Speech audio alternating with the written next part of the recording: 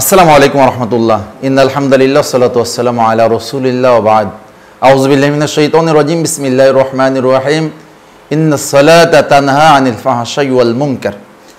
সুপ্রিয় দর্শক শ্রোতা, আমি আপনাদের সামনে উপস্থিত হয়েছি একটি বইয়ের ব্যাপারে আমার যে অভিব্যক্তি এটা আপনাদের সাথে শেয়ার করতে চাই।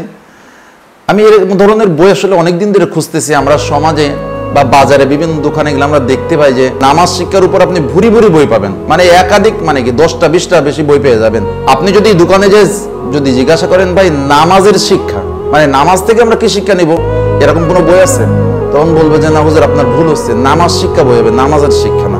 তার মানে হলো আমাদের আসলে নামাজের শিক্ষা বই হতে পারে এরকম আমাদের কনসেপ্টই আমরা লালন করি না। এই জন্য দীর্ঘদিন ধরে খুঁজতেছিলাম একটা বই, তেমন একটা বই আমি আপনাদের সামনে শেয়ার করতেছি। সালাত কেন ব্যর্থ, কেন আজ সালাত ব্যর্থ হচ্ছে, এই ব্যাপারে আমি আপনাদের সামনে যে বইটি তুলে ধরতেছি, এই বইটা আমি পড়লাম এবং অনেক চমৎকৃত হলাম বইটি পড়ে।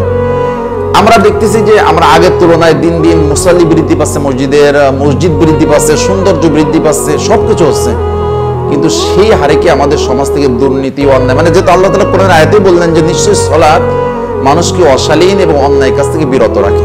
তো মসজিদ বাড়লো, মুসল্লি বাড়তেছে, কিন্তু দুর্নীতিবাজ মানুষের সংখ্যা কমতেছে না, অন্যায়কারী মানুষের সংখ্যা কমতেছে না। তাহলে সমস্যাটা কোথায়?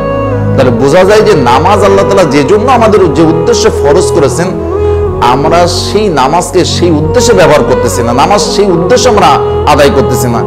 আল্লাহ তাআলা নামাজের মাধ্যমে আমাদের কি শিক্ষা দিতেছেন, আমরা শুধু অনুষ্ঠানে পালন করে চলতেছি, অনুষ্ঠানের কায়েমে আমরা ব্যস্ত আছি। মসজিদের মাধ্যমে সমস্ত মানুষ যাতে অনুষ্ঠান পালন করে, এই ব্যাপারে আমাদের প্রচেষ্টা এখনো জুড়ি নেই। কিন্তু নামাজের মাধ্যমে আল্লাহ মেসেজের মাধ্যমে আমাদের কি শিক্ষা দিতে চান, অথবা অনুষ্ঠানের মাধ্যমে আমরা কি আমাদেরকে আল্লাহ কি শিক্ষা দিতে চান, তা আমাদের ব্যক্তি জীবনে যেমন ভাবে তার কোনো শিক্ষার বাস্তবায়ন নেই, না সমাজ জীবনে বাস্তবায়ন নেই।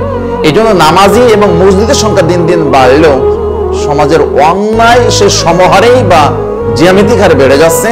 অথচ কথা ছিল যে নামাজির সংখ্যা যত বাড়বে অন্যায়কারীর সংখ্যা তত কমে যাওয়ার কথা ছিল, সেটা হচ্ছে না। এর মানে অবশ্যই নামাজ আকিমুস সালাহ বলতে যা আল্লাহ তাআলা বোঝাতে চেয়েছেন, নামাজের মাধ্যমে আমাদেরকে যা শিক্ষা দিতে চেয়েছেন সালাতের মাধ্যমে, তা আমরা সেই জায়গায় এখনো হয়তো পৌঁছাতে পারিনি, সেই জ্ঞান আমরা এখনো অর্জনও করতে পারিনি, অথবা সেই জ্ঞানকে আমাদের জীবনে বাস্তবায়ন করতে পারিনি।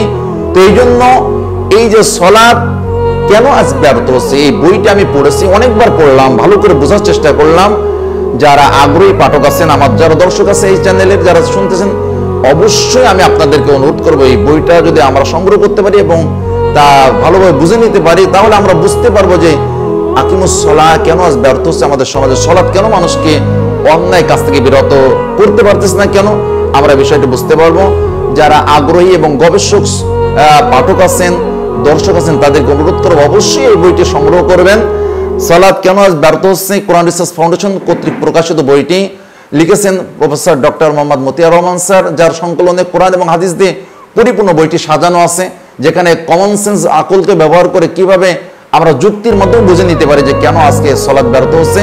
এই বইটি সংগ্রহ করবেন এই আহ্বান জানাচ্ছি। জাতি যেন এই বইটি পড়ে কল্যাণ পায়, কল্যাণ লাভ করে, সে আশাবাদ ব্যক্ত করে সকলকে ধন্যবাদ জানিয়ে আমি আমার আলোচনা এখানে শেষ করছি। আসসালামু আলাইকুম ওয়া রাহমাতুল্লাহ।